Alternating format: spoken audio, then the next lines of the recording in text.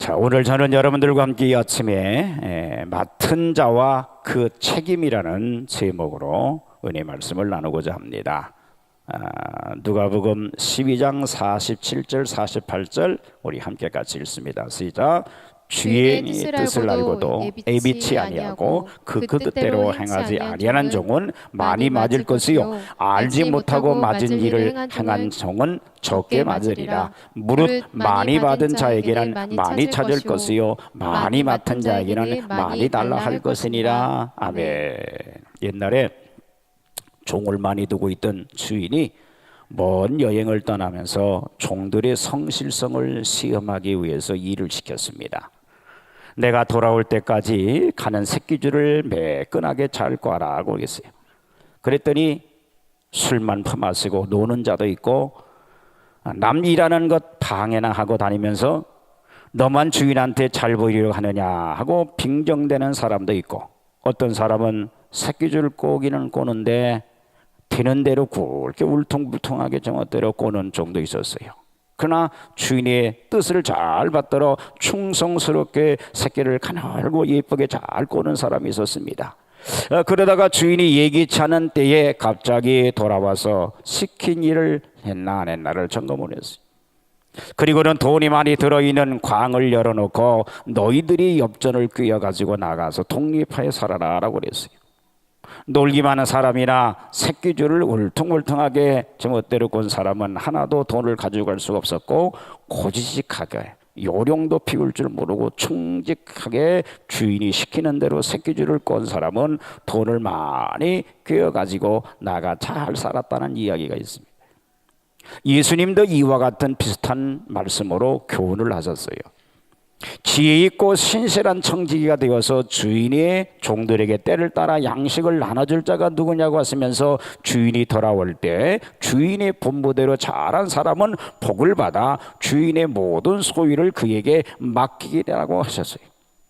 특히 48절에 같이 읽습니다. 시작. 무릇 많이 받은 자에게는 많이 찾을 것이요 많이 맡은 자에게는 많이 달라 할 것이라, 그렇게 말씀하셨습니다. 이 말씀에서 우리는요 모두 청지기로서, 이 청지기는 주인의 소유를 맡아서 주인의 뜻대로 쓰는 종을 의미하는데, 이 청지기로서 주인한테 많이 받은 사람은 많이 책임이 있고 적게 맡은 사람은 적은 책임이 따른다는 생활의 원리를 찾아볼 수가 있습니다. 국가적으로 부강한 나라는 빈약한 나라들을 도와줄 책임이 있고, 보통 사람보다 재능을 많이 가지고 태어난 사람은 그만큼 다른 사람보다 책임이 크다는 것을 말씀하고 있습니다. 이와 마찬가지로 그리스도인에게는요 그리스도를 구주로 믿지 않은 사람들보다 더 많은 것을 기대하고 있다는 것을 알아야 돼요. 자, 그러면 그리스도인들은 무엇을 받았으며 무엇을 요구했을까? 우리 그리스도인에게 주어진 것은 엄청난 겁니다. 할렐루야, 아멘. 자, 그럼 첫째, 그리스도인은 무엇을 받았을까? 이걸 나누겠습니다. 첫째, 그리스도인들은요 구세주를 가졌어요. 예수 그리스도를 구주로 모신 이 한 가지 사실만을 가지고도요 정말 세상 속된 표현 같으면 찢어지는 은혜예요. 찢어지는, 상상할 수 없는 기쁨이 아닐 수가 없어요. 우리는 모두 지옥을 향해 다름질쳐 가던 멸망받을 인간들이었어요. 앞길이 캄캄했던 사람들입니다. 성경은 지옥을 무서운 고통과 후회의 장소라고 말씀하고 있어요. 성경을 문자적으로 믿든지 안 믿든지 간에 분명히 그것은 엄청나게 정말 상상할 수 없는 것이, 이걸 알아야 돼요. 또한 지옥은 하나님과 영원히 분리된 곳이며 고통을 의식하는 것이, 고통을 의식하는. 그러나 하나님은 우리를 지옥으로부터 건지시기 위해서 구세주를 보내주셨어요. 이것은 우리 영혼의 모든 종을 기쁨으로 울리도록 남겨졌어요. 울리고 다는 거예요. 만일 당신이 물에 빠져서 3번이나 돌아갔다가 나왔는데 어떤 사람이 뛰어들어와서 당신을 구해줬다면 어떻겠습니까? 한번 상상해 보세요. 또 지난 14일 영국 런던 24층 아파트 화재로 많은 인명피해를 입었습니다. 사망자가 30명으로 늘었다고 밝히고 사망자가 계속 늘어날 것이라고 밝혔습니다. 가령 우리가 그 불타는 빌딩 속에서 다 죽게 되었을 때 어떤 사람이 들어와서 끄집어내서 구원해 줬다면 어떻겠습니까?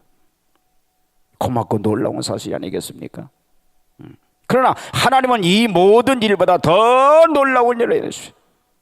우리를 구원하시려고 독생 성자를 우리에게 보내셨습니다. 오늘 예수님이 70명의 제자들을 전도하러 보내셨습니다. 이 제자들은 전도하면서 놀라운 일을 행하고 돌아와서 보고하기를 귀신들도 우리에게 항복한다라고 하면서 이런 이적을 행했다고 기뻐하지 말고 너희 이름이 하늘나라에 기록된 것을 기뻐하라고 그랬어요. 우리 구주 예수님 때문에 우리의 이름이 하늘나라에 기록되어 있으니 이게 더 큰 것이 어디 있겠느냐 말이에요. 참으로 우리는 많은 것을 받았어요. 아멘. 예. 둘째로 그리스도인은요 하나님 말씀은 성경을 가졌어요. 사랑하는 사람이 멀리 갔을 때 우리는 얼마나 그의 소식을 간절히 기다립니까? 우체부를 만날 때마다 편지 소식을 주지 않고 지나가면 실망을 할 겁니다. 그러나 하나님은 우리를 실망하지 않고 성경이라고는 편지를 주셨어요. 그것은 하나님이 그 자녀에게 주신 사랑의 편지. 성경은 꿀송이보다 더 단 말씀으로 우리에게 향한 하나님의 사랑을 말씀하고 계시고 그것은 또 인생 항로의 길잡이가 되어주는 말씀. 어느 부인이 의사를 찾아가서 진찰을 받게 되었어요. 의사가 예수를 믿는 의사인지라 진찰을 다 해보더니 당신은 다른 약으로는 안 되니까 이제부터 매일 성경을 읽어라 그렇게 말해 주었답니다. 그러니까 부인은 내가 아파서 주사를 맞거나 약을 조제하기 위해서 왔는데 내가 성경을 읽겠다고 여기 찾아왔느냐고 화를 버럭 내더랍니다. 근데 부인이 집에 돌아와서 가만히 생각해 보니까 이보다 어려운 일을 하라 해도 할 터인데 하면서 매일 성경을 읽기 시작을 했어요. 얼마 후 성경을 읽다 보니까 정신불안증도 노이로제도 차츰차츰 없어지더니 깨끗하게 나왔다. 그래서 이 부인이 의사를 찾아와서 하는 말이 이제 약은 더 필요 없습니다. 이 성경 하나만 되겠습니다 라고 그렇게 말하더라는 거죠. 예. 시편 119편 105절에 이렇게 말씀하셨죠. 같이 읽습니다. 시작. 주의 말씀은 내 발의 등이요 내 길의 빛이니이다. 아멘. 이 말씀이 우리들에게 주어졌어요. 세 번째는 기도의 응답을 받습니다. 진정한 신자라면 기도의 응답을 받아본 경험이 셀 수 없이 많을 겁니다. 위급할 때마다 기도하여 응답받을 때가 있으면서 이때가 있었으면서도 불구하고 곧 하나님의 응답의 역사를 잊어버리고 감사하지 않는 그런 자들이 얼마나 많습니까? 기도는 하나님께 무엇을 구하는 것만이 아니라 내 자신을 하나님께 복종시키는 것이요 하나님의 손에 맡기는 것입니다. 여러분 지난 일주일 동안 우리의 삶을 되돌아보세요. 내 힘으로 되어졌던 일이 몇 프로냐? 인간은 이게 유한한 존재예요. 그래서 예배를 통해서 내가 안 되겠구나 깨닫고 주님 앞에 맡기는 거예요. 주님 손에 의탁하는 거예요. 아멘. 유명한 부흥사 무디 선생님이 하나님을 하는데 3,000달러가 필요하더라면 그 당시 3,000달러는 엄청난 큰 돈이었어요. 그래서 하나님께 기도를 했어요. 하나님, 지금 하나님 사업을 위해서 3,000달러가 필요한데 나는 돈을 구하러 나갈 시간도 없고 그러니 무슨 모양으로라도 3,000달러를 주십시오 라고 간절히 기도한 후에 예배를 드리러 나갔습니다. 그런데 어떤 부인이 예배 시간에 통로를 향해서 무디 선생님 앞으로 자꾸 나오는 거예요. 그래서 예배 위원들이 예배를 방해할까 봐 자리에 앉히면 또 나오고 또 나오고. 그래서 무디 선생님이 오라고 그러니까 봉투를 하나 넣고 가더라는 거예요. 그래서 예배를 마치고 점심을 먹고 난 후 그 부인이 놓고 간 봉투를 궁금해서 뜯어봤다니까 그 봉투 속에 3,000달러짜리 수표가 들어있다는 거예요. 아, 이 아멘 하면은 수지 맞을 텐데 나하고 상관이 없는 얘기인가 봐. 자, 그런데 이 3,000달러가 처음에는 1,000달러를 적어놨다가 다음 불안해서 2,000달러를 적었는데 암만 해도 성령께서 허락하는 것 같지 않아서 세 번째로 3,000달러를 적어서 가져왔다는 거예요. 이렇게 하나님을 진심으로 믿는 사람은 하나님께서 어떤 방법으로든지 그 기도에 응답하신다는 거지. 이것이 주님의 자녀들에게 허락받은 축복이요. 근데 왜 우린 제한을 하느냐 말이에요. 제한하지 마세요. 하나님께서 주신 특권을 누리라고요. 아멘에 자꾸 줄어들어. 안 될 것 같아요? 그럼 왜 예수 믿어? 안 될걸? 될 거라고 믿는 게 믿는 거지. 네 번째로 죄의 용서를 받았습니다. 우리는 매일 우리가 짓는 죄의 용서를 받을 필요가 있어요. 모든 죄는요, 하나님과 우리 사이를 검은 구름과 같이 가로막습니다. 이 죄의 구름을 걷어치우는 방법이 꼭 하나 있는데 그게 뭐예요? 회개예요.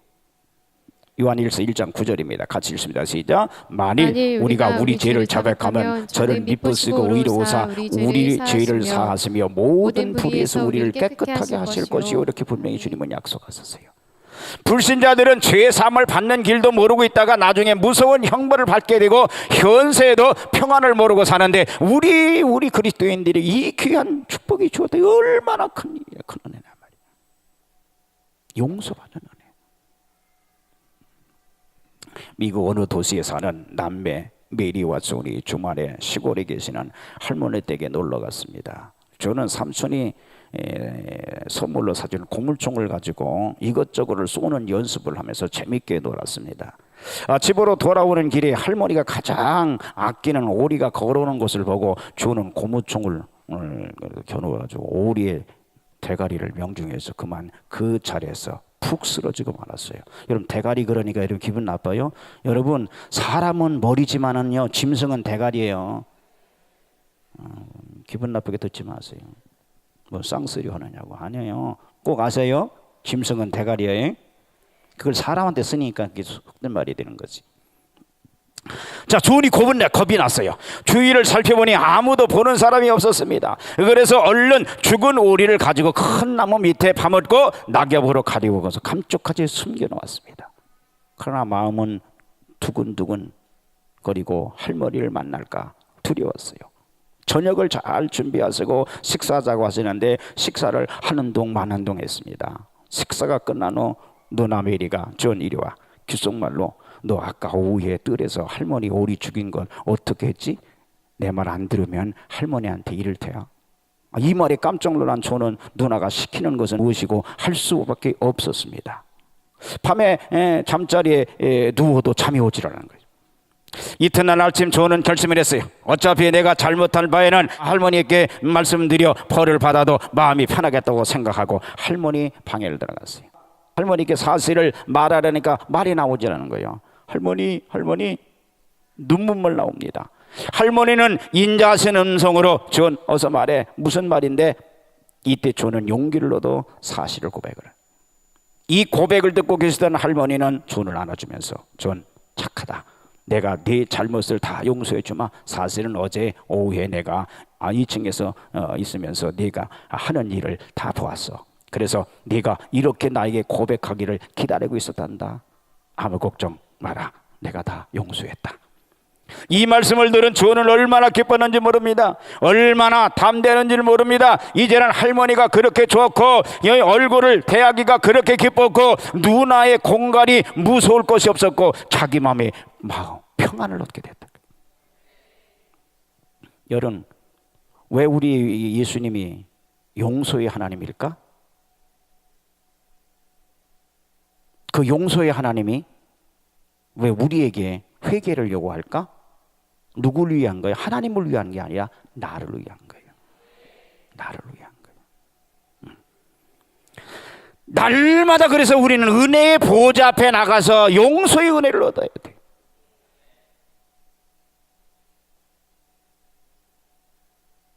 이런 은혜를 주님께로부터 받은 거예요. 인간을 다 아세요. 연약함을 다 아세요. 날마다 자신을 살펴서 용서함의 은혜를 받아 누리는 여러분들 되어지기를 주님의 이름으로 축복합니다. 다섯째, 천국의 약속을 받았어요. 참 하나님의 자녀는 천국에 대한 확신을 가지게 됩니다. 아무리 그리스도의 사랑에서 끈을 짜갖고 아무도 구원을 빼앗을 자도 없어요. 구원받던 날 마치 천국문을 들어선 것과 같은 확신을 가지게 됩니다.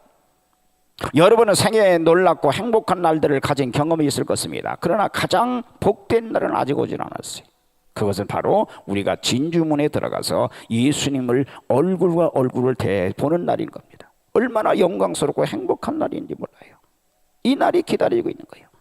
우리가 제사함을 받고 구원받던 날로부터 영원토록 하나님은 우리에게 좋은 것들을 많이 주시고, 그래서 야고보서 1장 17절에 이렇게 말씀합니다. 같이 읽습니다. 시작.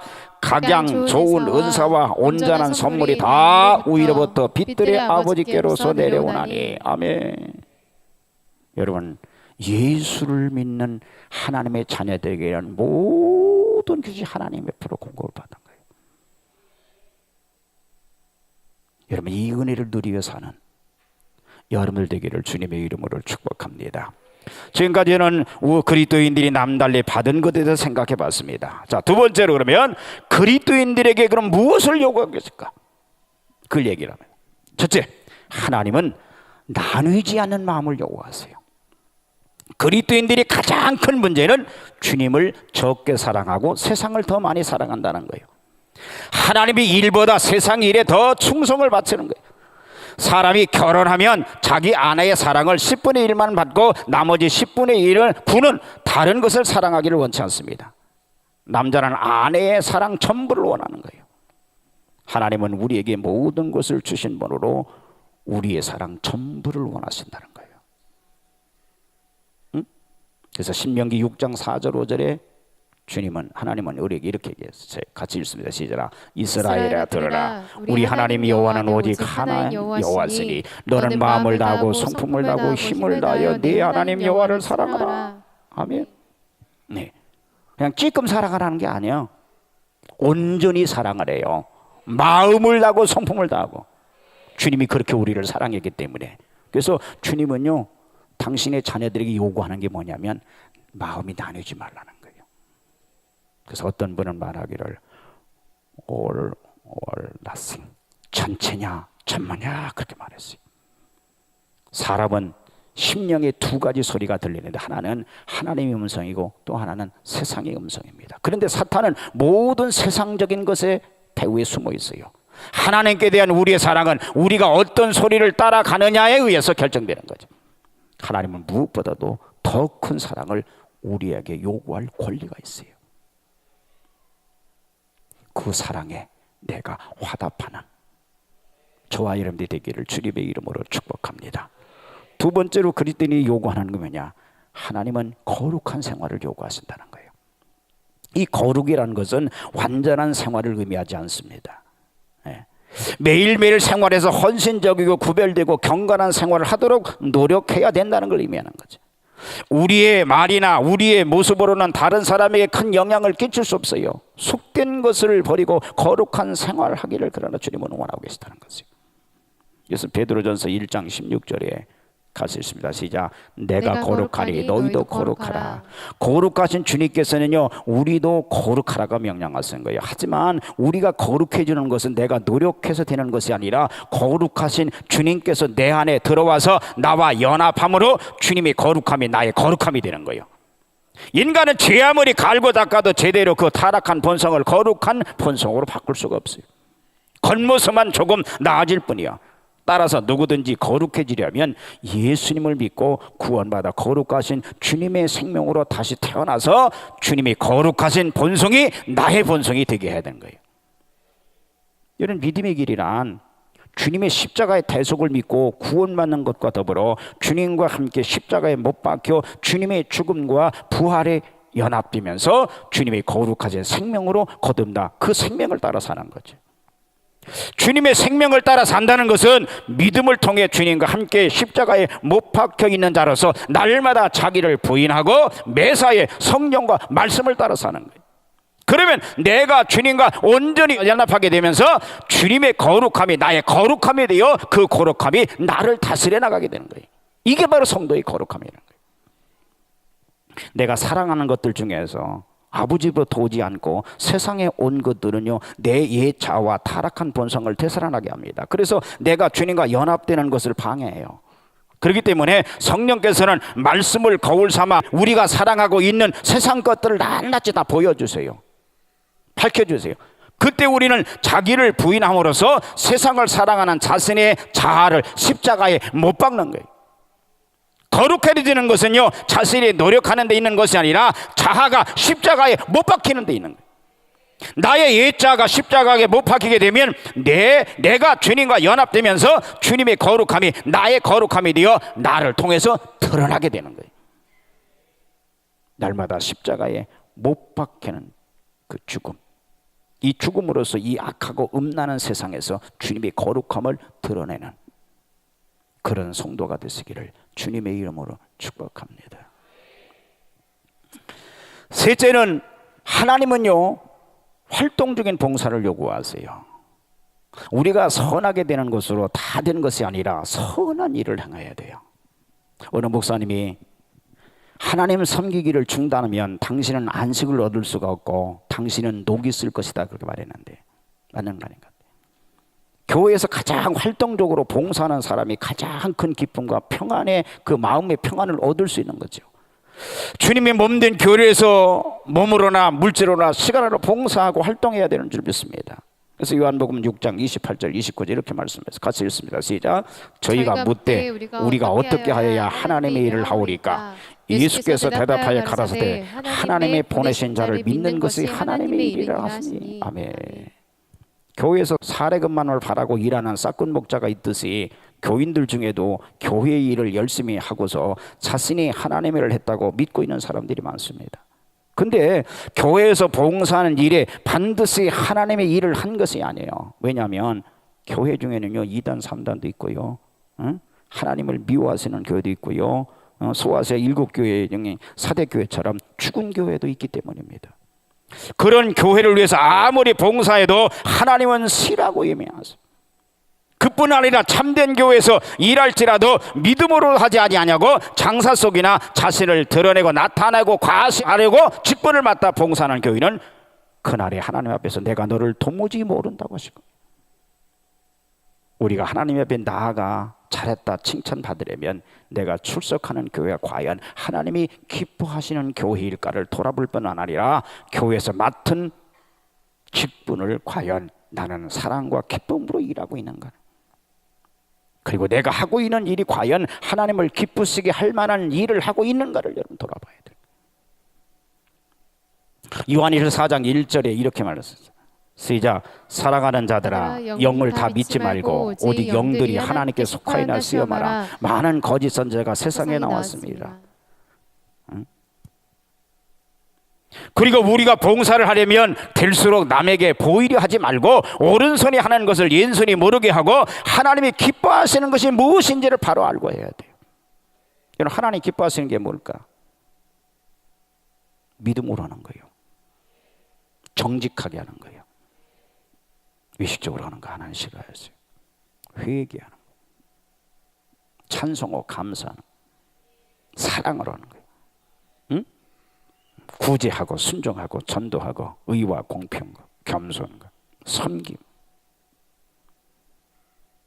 여러분, 주님이 기뻐하시는 일을 해야지. 왜 자꾸 사람을 의식하느냐 말이야. 우리가 교회의 직분을 가지고 일하는 것만이 하나님의 일이 아니고 세상에서도요, 자기 은사를 맡은 대로 직업에 충실한 것도 하나님의 일입니다.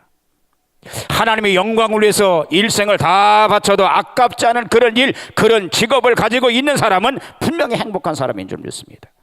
그러면 무슨 일 하든지 마음을 다하여 죽게 하듯 하고 사람에게 하듯이 하지 말아야 됩니다. 사랑하는 여러분, 모두가 하나님이 기뻐하시는 축복받는 일을 하시기를 주님의 이름으로 축복합니다. 일 하나도 하나님의 기억하시는 일을 하란 말이에요. 왜 자꾸 사람을 의식하고 하지 말고. 전 그래서 교인들한테 그렇게 얘기를 합니다. 목사한테 뭐 대접하는 것도 뭐 이렇게 해서 뭔가를 얻으려는 생각을 하지 말고 하나님 대접하는 것처럼 하면 그게 자기에게 복이 가요. 근데 우리도 모르는 사이에 자꾸 의식하고 뭔가를 하려고 그래요. 하나님은 기뻐하지 않습니다.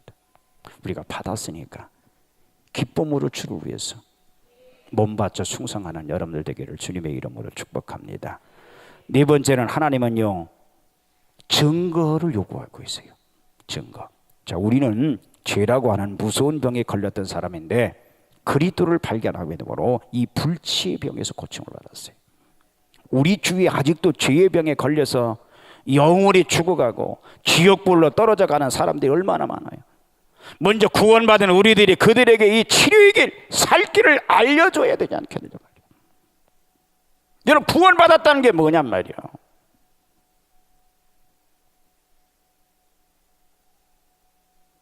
구원받았다는 것은 내 영혼을 소중하듯이 주위의 영혼들을 소중히 보는 거예요. 응? 아멘? 여러분들만 천국 갈까요? 아니잖아. 이걸 알려야 돼요. 이 알리는 걸 주님이 원래 기뻐하세요. 미국에 성공적인 사업가 콜맨이라는 분이 있었는데 그가 많은 돈을 선한 사업을 위해서 도와준 샌디퍼라고 하는 총장님을 모시고 차를 타고 캘리포니아로 가던 중 차를 세우더니 꽃가에 가서 꽃을 한 사람 사다 보더라는 겁니다. 그래서 이 총장님이 무엇을 하려고 하느냐고 물으니까 이 사업가 콜맨스는 아무 대답도 안 하더랍니다. 얼마 전 가다가 차를 공동묘지 앞에 세우더라는 거예요. 언덕 위에 초라한 무덤 앞으로 가서 꽃을 갖다 놓고는 머리를 숙여 한참 기도를 하는 것이었습니다. 그래서 여기가 사랑하는 가족이나 친척의 무덤이니까 라고 물으니까 아니요, 이분은 나를 예수 믿고 구원받게 전도해 주신 분입니다. 그래서 1년이도 몇 번이고 꽃을 갖다 놓는다는 거예요. 여러분, 여러분들에게도 이런 영적 은인이 있습니까? 이 축복이에요. 아멘. 나 또한 그런 은혜를 받았다고 한다면 여러분들이 남편에게 가장 좋은 선물을 주세요. 네? 네?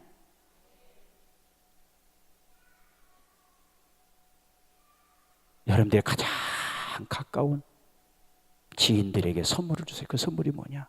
예수를 증거하는 거예요. 어제도 결혼식장 가가지고 제 친척에게 전도를 했어요. 한 5명은 전도했는 것 같아요.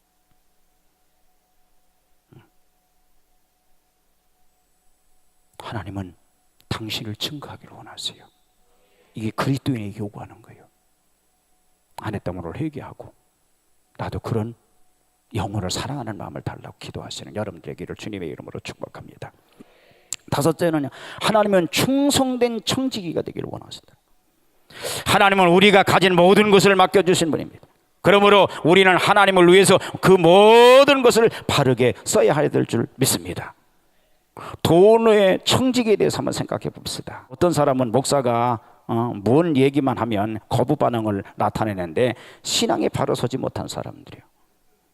뭐 복음만 전하고 물질 얘기는 하지 말라고 하는 사람이 있으나 물질이야말로 복음의 아주 중요한 부분입니다. 성경은 천국과 지옥에 대해서도 말씀하지만은 그에 못지않게 바치는 데에 대해서 더 많이 말씀하고 있다는 거죠. 하나님 우리에게 경제적으로 바르게 살기를 행동하기를 원하고 계세요.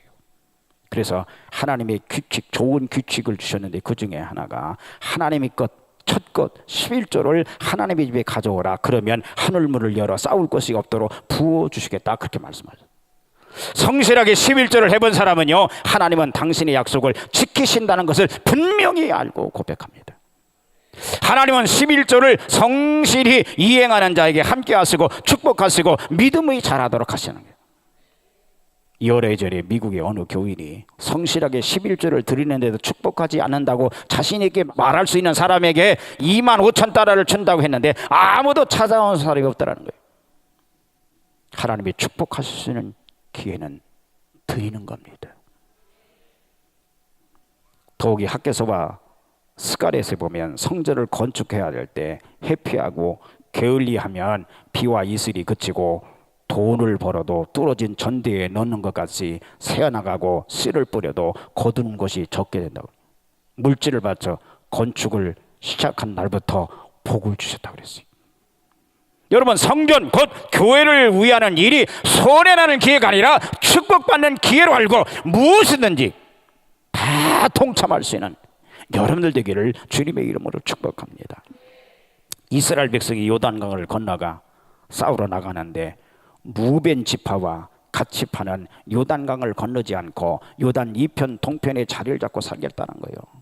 이때 모세가 그들에게 그 땅을 기업으로 주기는 하되 다른 사람들 함께 나가서 함께 고난을 받으며 싸워야 한다고 말하면서 이렇게 말을 했어요. 민수기 32장 23절에 시작. 너희가 만일 그같이 아니하면 여호와께 범죄함이니 너희 죄가 정녕 너를 찾아낼 줄 알라.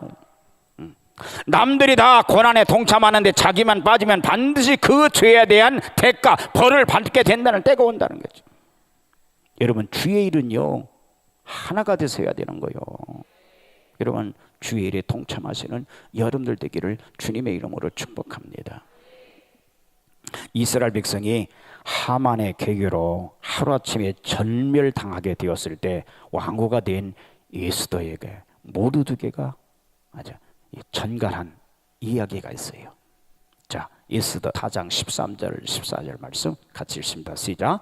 너는 왕궁에 있으니 모든 유대인 중에 홀로 면하려 생각하지 말라. 이때 내가 만일 잠잠하여 말이 없으면 유대인은 다른 데로 말미암아 노임과 구원을 얻으려니와 너와 내 아비 집은 멸망하리라. 내가 왕위의 우위를 얻은 것이 이때를 위함이 아닌지 누가 아느냐. 에스더, 내가 안 해도 하나님은 당신의 구원 사업을 하고야 말 것이야. 그러나 이때에 내가 받은 축복을 최대한 활용하지 않으면 너와 내 집에 내 아비 집은 멸망할 것이라. 그런 뜻의 말씀. 예수님 말씀을 보면 많이 받은 자에겐 많이 달라 할 것이라 그런 말씀. 우리 그리스도인은 다른 사람이 받지 못한 구원과 은혜를 엄청 많이 받은 사람들이에요. 믿으세요? 근데 받은 바 은혜대로 살고 있느냐 말이에요. 근데 받은 은혜도 모르고 그 은혜를 갚을 수 있는 그런 마음조차도 없는 우리는 아니냐 말이에요. 주님이 주신 그 한량없는 은혜를 알고 그 은혜에 보답하며 사는 것이 그게 바로 큰 그리스도인이에요. 사랑하는 여러분, 우리 믿는 성도들은 하나님께 받은 은혜가 있습니다. 이 은혜를 기억하고 우리에게 맡기신 사명에 충성을 다함으로 하나님께서 이런 자에게 예비된 약속의 축복 꼭 받아들이는 저와 여러분 다 되어지기를 주님의 이름으로 간절히 축복합니다. 자, 우리 말씀 생각하시고 주신 은혜를 내가 까먹고 있지는 않은가? 얼만큼 내가 기억하고 있는가? 한번 우리 자신을 한번 돌아보면서 그 주신 은혜를 기억하고, 그러면 나는 어떤 삶을 살아야 되는가? 맡은 자의 구할 것은 충성이라고 했는데 그렇게 충성하고 있는가? 자신을 살피시면서 철저하게 회개하고 그 은혜를 받아 누리고 그 은혜에 합당한 삶을 살아갈 수 있는 주의 자녀가 되게 해달라고 우리 두 손 드시고 주여 삼창을 함께 통성으로 결단하겠습니다. 주여, 주여.